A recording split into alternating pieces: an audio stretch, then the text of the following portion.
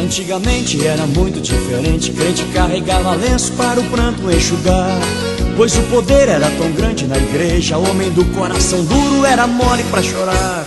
Não existia culto de avivamento, todo culto era avivado, tinha fogo no altar. Mas hoje em dia na igreja há silêncio, porque a moda do lenço tá precisando voltar. Crente que não chora não consegue ter vitória, não consegue ir avante. É igual uma formiga, o seu adversário é mais forte que um gigante. Porém o crente que chora é um trem movido a fogo e está sempre carregado. Se o inimigo se aproxima, o crente passa por cima, ele é atropelado. Glória a Deus. Carta ou epístola do apóstolo Pedro, capítulo de número 1, versículo de número 13, 14, 15 e 16. Os irmãos acharam? Diz assim a palavra de Deus: por isso, cingindo o vosso entendimento, ou em outra tradução diz, preparando a vossa mente, e eu gosto dessa tradução.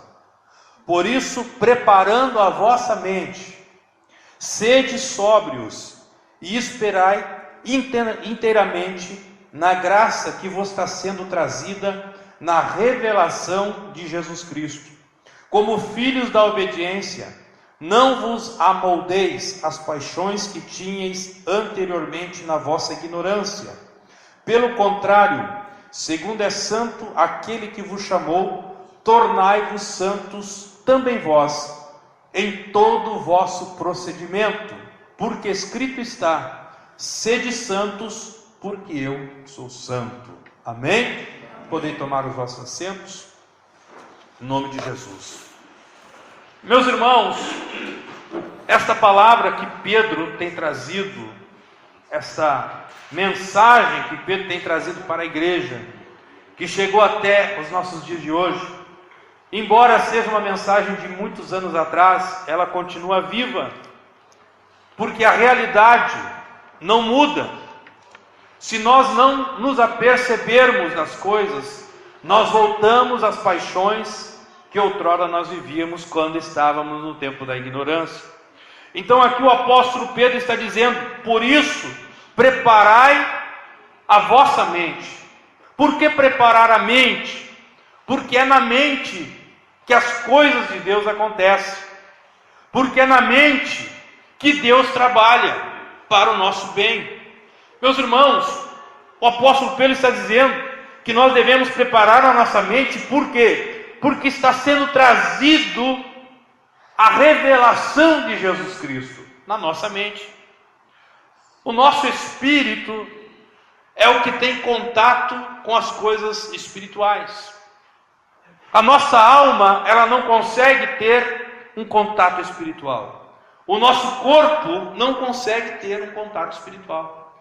Deus deu para nós, Deus deu para o ser humano, para o homem, para a mulher, um espírito. Ele deu este espírito, veio dele e deu para o homem. O homem era feito um boneco, foi posto numa relva, aquele boneco sem vida. E Deus então soprou o seu espírito sobre aquele boneco. E a Bíblia diz que a primeira química então que aconteceu foi essa, que juntou o pó da terra, aquele boneco feito do pó da terra, com o sopro de Deus e tornou-se então uma alma vivente. Então nós nos tornamos uma alma vivente por intermédio do sopro de Deus no boneco. Então a única coisa que tem contato com Deus, que pode entender as coisas de Deus, que pode entender as coisas espirituais, é o espírito do homem. É no teu espírito que Deus quer falar. Que quando Deus fala ao nosso espírito, através do seu espírito, por intermédio da sua palavra, a nossa alma, que está preparada, como o apóstolo Paulo está dizendo aqui, preparando a vossa mente. Nós temos que preparar a nossa mente porque está sendo trazida uma revelação. Aleluia. E essa revelação, ela tem que vir no espírito, não só na mente. Muitas pessoas se convertem a Cristo por causa da igreja que é bonita, porque gostam dos hinos. Quantas pessoas nós já ouvimos dizerem que gostam dos hinos? Até poucos dias atrás aqui, uma senhora entrou aqui e disse: eu gosto dos hinos.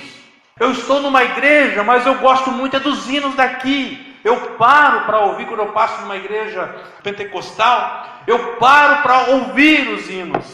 Isso não é conversão. Isso é uma coisa natural, porque a música, ela é atraente. O ramo da música, ela é atraente em todos os lugares. Você pode ver que existe bailões, existe festa punk, existe festas de rock.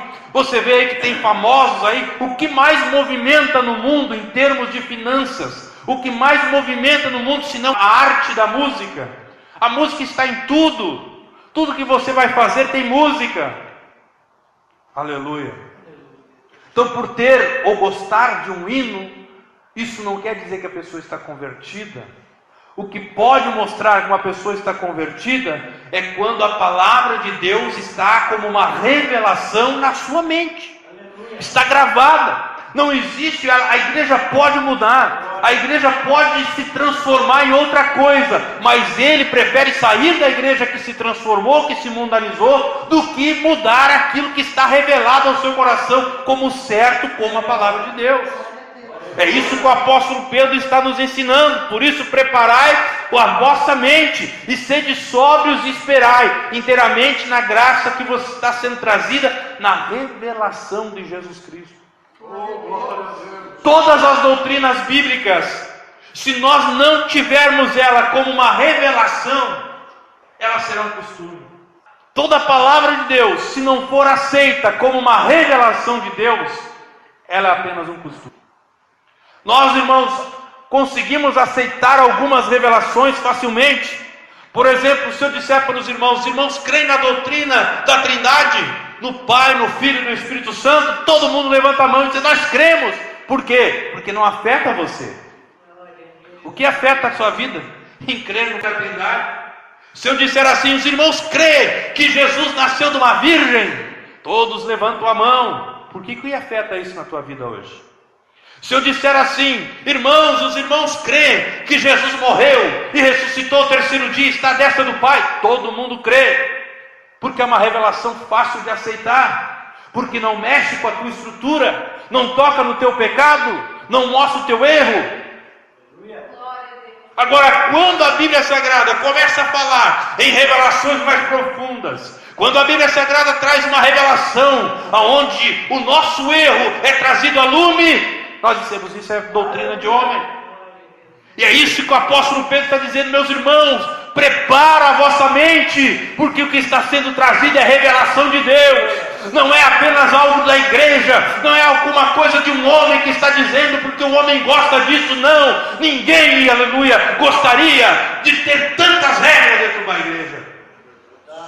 Se eu fosse dono dessa igreja, eu abria as portas para muitas coisas, porque eu preferia ela cheia, aleluia, do que ela com pouca gente como está. Mas ela não é minha, ela é de alguém que comprou com alto preço na cruz do Calvário. E ele diz, aleluia, que é assim que nós devemos andar, em santidade, porque está escrito, aleluia, no capítulo 1, verso 16, porque está escrito: sede santo, porque eu sou santo. Então a igreja é de alguém que é santo, não é de alguém como eu, carnal, que se pudesse mudar a escritura, eu mudaria para o meu bel prazer. Aleluia. Não, esta igreja é de alguém que é santo, e é nós que temos que mudar e chegar à plena santidade diante dele, porque esta igreja é dele, e se eu quero morar com ele, eu tenho que fazer o que a Bíblia está dizendo para fazer. Mas isso deve ser uma revelação. Eu não tenho que estar dentro da igreja porque eu acho bonito o piso da igreja. Eu não tenho que estar dentro da igreja porque eu acho bonito o nome da igreja. Eu não tenho que estar na igreja porque ela é mais perto da minha casa. Eu tenho que estar aqui porque eu tenho a revelação de que a palavra de Deus que é pregada é a verdade que conduz ao céu. Aleluia. O apóstolo Paulo, quando vai falar da Santa Ceia, ele diz assim: porque eu recebi do Senhor o que também vos entreguei. Isso é uma revelação.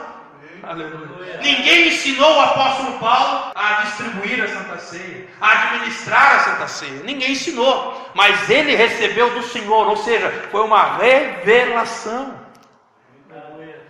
Aleluia. Quando eu me converti, ninguém precisou ir lá em casa e dizer assim: Sandro, agora tu larga as bermudas, toca fora, essas camisetas aí dos times de futebol, tu toca fora. Ninguém precisou. Eu fiz uma sacola, botei tudo dentro e toquei fora, porque eu tinha uma revelação de que Deus não gosta dessas coisas e que eu tenho que ser diferente do mundo. Mas é uma revelação que eu carrego comigo. A igreja pode mudar, mas eu nunca mais vou botar uma camiseta de time. Eu nunca mais vou botar uma bermuda, porque dentro de mim está uma revelação de que isso é pecado. Glória a Deus. Então, meus irmãos, o que o apóstolo Pedro está tentando dizer para nós é que tudo que está sendo pregado na igreja tem que ser aceito não com a mente, mas com o coração. Não pode ser aceito apenas com a sua racionalidade, que você consegue racionalizar, dizer isso, mas isso daquilo, é verdade, então por causa disso aqui vai dar certo e é assim mesmo. Não, a razão não tem nada a ver com as doutrinas bíblicas. Aleluia. Me diga qual é a razão que existe, qual é a razão, qual a mente humana, racional, me diga. Fale para o mundo isso. Qual é a razão que tem de uma mulher não poder cortar o cabelo? Diga para alguém lá na rua que não tem a Bíblia como a revelação de Deus. E diga qual é o problema em ser crente cortando o cabelo. Isso não é nenhum. Você vai aí em algumas igrejas que antigamente guardavam essa doutrina bíblica e eles vão dizer: isso era do passado, não existe problema nenhum. Não existe. Porque não é uma revelação, não se tornou uma revelação, não entrou no coração como uma revelação, entrou para eles como um costume da igreja, que fazia-se assim até determinado tempo. Depois passou aquele tempo, mudou o pastor, e o pastor disse: agora não precisa, ele muda junto. Aleluia, porque não é uma revelação. Quando nós temos essas palavras de Deus dentro do nosso coração, passará o céu e a terra, as palavras de Deus não passarão. Isso ficará como uma revelação gravada. Pode mudar o que mudar, pode morrer o pastor fundador e vir um outro carnal. Eu vou pegar minhas trouxinhas e me mudar, procurar uma igreja que continua na revelação de que a palavra de Deus é fiel e verdadeira. Aleluia. Como filhos da obediência, não vos amoldeis às paixões que vocês tinham anteriormente, na vossa ignorância. O apóstolo Pedro está dizendo: está sendo trazida para vocês as revelações de Deus, através da graça. E vocês, como filhos da obediência, não vos amoldeis. O que é amoldar, irmãos? O que é amoldar? Se você pegar uma forma de bolo, se ela tiver a forma de um coração, e você pegar uma massa e botar dentro, e botar assar, como é que vai sair aquele bolo? Que forma vai sair aquele bolo? Forma de coração, porque o molde daquela massa era coração. Se você pegar uma forma quadrada e botar uma massa dentro e largar no forno, o bolo que vai sair de lá, o pão que vai sair de lá vai ser quadrado, porque a forma é quadrada. E o apóstolo Pedro está dizendo: vocês não podem se amoldar as velhas paixões que vocês tinham anteriormente. Por quê? Porque vocês estavam na ignorância. Ele chama a atenção para isso. Vocês estavam na ignorância. Vocês bebiam porque vocês estavam na ignorância. Vocês mentiam porque estavam na ignorância. Vocês fumavam porque vocês estavam na ignorância. Mas agora, se vocês voltar aos moldes de que vocês andavam anteriormente, Deus não vai mais olhar para vocês como ignorantes. Deus vai olhar para vocês como pessoas que são mornas. Deus vai olhar para vocês como pessoas que apostataram da fé. É isso que o apóstolo Pedro estava dizendo. Não vos amoldeis. Não deixe que o mundo molde vocês para vocês voltar às paixões que vocês tinham. Mas porém, assim como é santo quem vos chamou, sede santo vocês também. Qual é a forma que nós temos que ter? A forma da santidade. Não é a forma da nossa paixão, não é a forma das paixões mundanas, mas a forma da santidade. E a forma da santidade é a palavra. Ela vai doer. Aleluia. Vai ter coisas que vão ser pregadas aqui, vai nos doer, porque nós carregamos isso há muito tempo. Muita vaidade, muita hipocrisia. Vai doer quando ouvirmos as revelações, mas elas têm que ser aceitas dentro do nosso coração, lá no íntimo, e dizer: Senhor, ainda que eu não consiga, mas eu aceito isso como a tua palavra e vou lutar até o fim, para que eu me desfaça dessas paixões mundanas e te sirva em santidade, porque eu quero chegar no céu. Aleluia. Aí Deus pega e traz uma revelação de santidade, e traz um ministério que está pregando esta revelação. E ainda tem irmãos que não deixem que essa revelação lhe traga uma vida de santidade. Ainda tem irmãs que corrigem a sua sobrancelha porque não aceita que isso é uma vaidade. Ainda tem irmãs que usam degotes, aleluia, que ficam aparecendo os seus seios, ou aparecendo mais o seu braço do que deveria, porque não aceitam que isso é uma revelação. Eles continuam amoldados às paixões que eles tinham anteriormente. E aí não pode se encaixar com o verso 16, que nós somos santos porque Ele é santo. Não podemos nos amoldar à santidade de Deus, porque não aceitamos a palavra como uma revelação de Deus. E queremos ir para o céu. E queremos dizer: Senhor, Tu tem que me levar para o céu, porque a Tua palavra diz que Tu és fiel. Mas eu não sou. Aleluia. Senhor, eu estou amoldado ao mundo, mas mesmo assim o Senhor tem que me levar para o céu. Não, irmãos. Nós temos que ser santo, porque o Deus que nós estamos servindo é santo. Nós temos que aceitar a palavra de Deus como uma revelação ao nosso espírito. Ainda tem irmãos que têm televisão dentro de casa. Ainda tem irmãos que andam de bermuda. Ainda tem irmãos que andam com 2, 3 botãozinhos da sua camisa aberta, mostrando o seu peitinho cabeludo e dizendo: Deus é fiel e vai me levar para o céu. Não vai. Tu não sobe nem empurrado. Se tu for santo como Deus é santo, se tu crer na palavra como ela é, se tu entender o que o apóstolo Pedro está dizendo para nós aqui nesta noite: por isso, preparando a vossa mente, sede sóbrios e esperai inteiramente na graça que está sendo trazida na revelação de Jesus Cristo. Aí sim você pode dizer: eis-me aqui, Senhor. Aí você pode dizer: Maranata, ora vem, Senhor Jesus. Mas fora isso, meu irmão, minha irmã, nós estamos perdendo tempo.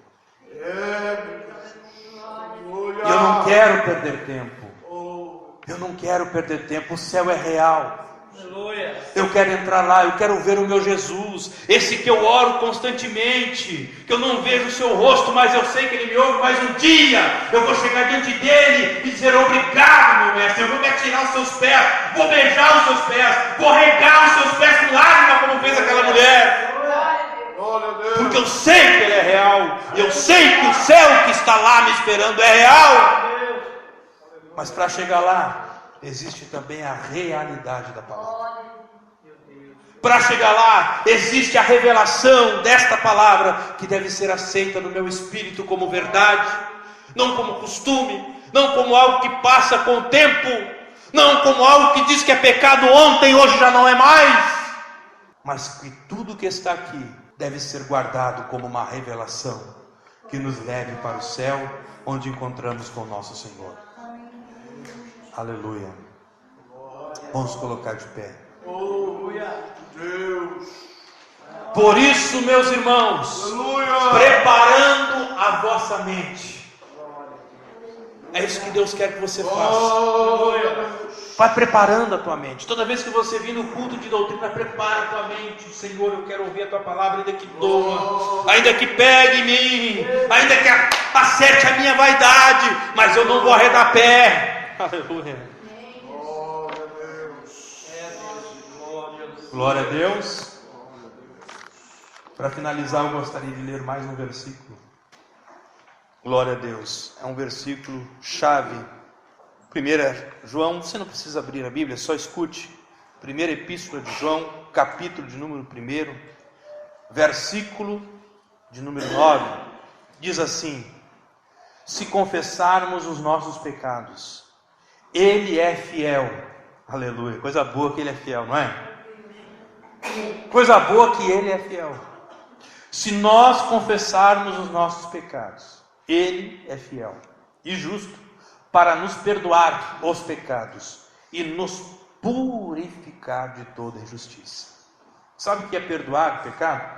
Perdoar pecado, por exemplo, é eu chegar aqui no altar e dizer: Senhor, eu estou fazendo tal coisa errada, me perdoa. Com sinceridade, não aquela coisa mecânica só para dizer que está pedindo perdão. Uma coisa de coração. Aí Deus te perdoa, apaga, aquilo não existe mais. Só que depois, você andando no dia a dia, você faz a mesma coisa errada. Aí você sente o pecado, você se arrepende do pecado e volta aqui e diz: Senhor, me perdoa de novo, porque errei na mesma coisa. Não fiz porque queria, fiz porque sou fraco, fiz porque isso, porque aquilo. Deus vai te perdoar? Vai te perdoar. Mas você está sempre sendo perdoado, mas você nunca recebeu uma purificação do pecado. A purificação é como se tivesse uma mancha na parede e viesse o sangue de Jesus como como é que se diz? Um alvejante, e passasse aquele alvejante assim e lavasse aquela parede, aquela sujeira nunca mais estava ali. É isso que Deus quer fazer conosco. Ele não quer ouvir você pedir perdão todo dia sobre a mesma coisa.